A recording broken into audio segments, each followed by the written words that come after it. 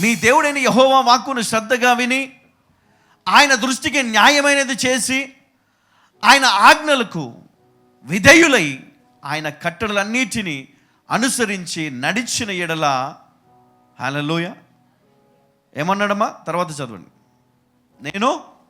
నేను ఐగుప్తీయులకు కలగజేసిన రోగములలో ఏదియు మీకు రానియను. నిన్ను స్వస్థపరచు యెహోవాను నేనే అనెను. హల్లెలూయా. ఏం చేయాలంటను? మీ దేవుడైన యెహోవా వాక్కును శ్రద్ధగా విని ఆయన దృష్టికి న్యాయమైనది చేసి, దేవుని వాక్యాన్ని శ్రద్ధగా వినడం మనం నేర్చుకుంటే, ఎప్పుడైతే నీవు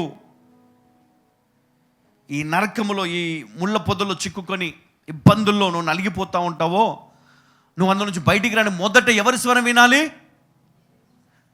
దేవుని వాక్కు వినాల. దేవుని వాక్యాన్ని వినాలి, దేవుని స్వరాన్ని వినాలి. యేసుక్రీస్తు ఒక ఉపమానం చెప్పాడు. ఏంటది? 100 గొర్రెలు ఉన్నటువంటి ఒక కాపరి ఒక గొర్రె పిల్ల తప్పిపోతే 99 గొర్రెలను ఆయన అరణ్యంలో విడిచిపెట్టి ఆ ఒక్క గొర్రె పిల్లను వెతకడానికి వెళ్తాడు. వెళ్ళిన వాడు ఏం చేస్తాడు? కేకలు వేస్తాడు. ఎలాంటి కేకలు? ఆ గొర్రె పిల్లకు అర్థమయ్యేటట్టుగా, ఇదిగో నా యజమాని అని గుర్తుపట్టే విధంగా అతడు కేకలు వేస్తాడు కదా. ఒక్కొక్క శబ్దం ఉంటుంది. ఈ గొర్రెపిల్ల కూడా అంతే. యజమాని వెళ్ళి కేకలు వేసి, అది ఎంత స్థితిలో ఉన్నా కూడా, ఒకవేళ అది లోయలో పడిపోయి ఆ ముళ్ళ పొదలో చిక్కుకున్నా, మరి ఈ యజమాని పోయి కేకలు వేస్తూ ఉంటే అది విని ఏం చేస్తుందండి? అది కూడా అరుస్తుందా లేదా? ఆ స్వరం విని పోయి ఏం చేస్తాడు? తీసుకొని భుజాల మీద వేసుకొని ఆ ముళ్ళు అవన్నీ తీసేసి తీసుకొని వస్తాడు. అది ఒకవేళ దొరికితే ఎంత సంతోషం కదా. అలాగే ఈరోజు మన తండ్రి అయిన దేవుడు కూడా మనలను అంతే ప్రేమిస్తామన్నాడు. మనలను అందుకే ఆయన ఎక్కడ కూర్చోబెట్టుకున్నాడంటే భుజముల మీద. అందుకే మనం దేవుని ఎప్పుడు కూడా నిర్లక్ష్యం చేయదు. ఆయన స్వరం వినాలా, ఆయన వాక్యాన్ని వినాలా. వాక్యములో ఉన్నటువంటి ఆయన యొక్క ఉపదేశమును మనం అర్థము చేసుకోవాలా. అందుకని ఇక్కడ ఈ విధంగా ఆయన రాస్తున్నాడు. ఏమని? మీ దేవుడైన యెహోవా వాక్కును శ్రద్ధగా విని ఆయన దృష్టికి న్యాయమైనది చేసి ఆయన ఆజ్ఞలకు విధేయులై ఆయన కట్టడలన్నిటినీ అనుసరించి నడిచిన ఎడల, నేను ఐగుప్తులకు కలగజేసిన రోగములో ఏ రోగమో మీకు రానివ్వను. హల్లెలూయా. ఈరోజు ఎంతోమంది ఎన్నో వ్యాధులు, క్యాన్సర్, HIV, తర్వాత చూస్తే మరి అనేక రకాల మరి వ్యాధులతో బాధపడుతున్నారు. షుగర్ కావచ్చు, హార్ట్ ప్రాబ్లం, లివర్ ప్రాబ్లం, ఇవి వారు అనుభవించారు. మీకు రాకుండా మిమ్మల్ని దేవుడు కాపాడతాడు. హల్లెలూయా. మీరు అనుకున్నారు ఇజ్రాయెల్ కలిగినటువంటి రోగాలే అవే కదా అని మీరు అనుకున్నారు. అవి కాదు. ఆ వాటితో పాటు ప్రస్తుతము మీ పితరులు అనుభవించినటువంటి రోగాల్లో ఏ రోగము మీకు రాకుండా దేవుడు కాపాడగలడు. హల్లెలూయా. దానికి నువ్వు ఏం చేయాలి? దేవుని వాక్కును శ్రద్ధగా విని నిర్లక్ష్యం చేయొద్దు. అందుకే నేను వాక్యం వినండి వినండి వినండి వినండి అరుస్తూ ఉంటా, కానీ ఎవరి పని వాళ్ళదే కదా. ఎందుకంటే నీవు ముళ్ళ పొదల్లో చిక్కుకున్నటువంటి గొర్రె పిల్ల వల్లే ఉన్నావు. నిన్ను విడిపించడము దేవుని యొక్క బాధ్యత అయి ఉన్నది. దేవుని కృప నువ్వు పొందుకోవాలని దేవుడు చూస్తూ ఉన్నాడు. నువ్వు బయటికి రావాలా. ఆ ముళ్ళ పొదల్లో నువ్వు అణిగిపోతున్నావు. నువ్వు ఎదగాలి, నువ్వు ఫలించాలి, నువ్వు అభివృద్ధి పొందాలి, నువ్వు విస్తరించాలి. ఈ లోకానికి దేవుని మహిమను నువ్వు చూపించాలి. హల్లెలూయా. మత్తయి సువార్త 10వ అధ్యాయం 1వ వచనం.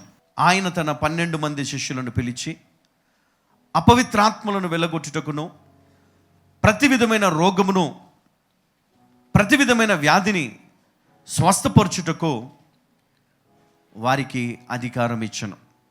అథారిటీ, అధికారము ఇచ్చను. వీరు ఆయనను వెంబడించారు.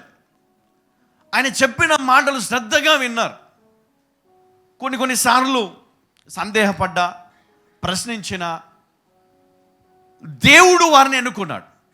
దేవుడు వారిని ఏర్పరచుకున్నాడు. కాబట్టి దేవుడు ఏర్పరచుకున్న వారికి గిఫ్ట్స్ దేవుడు ఇస్తాడు. ఏమిస్తాడు?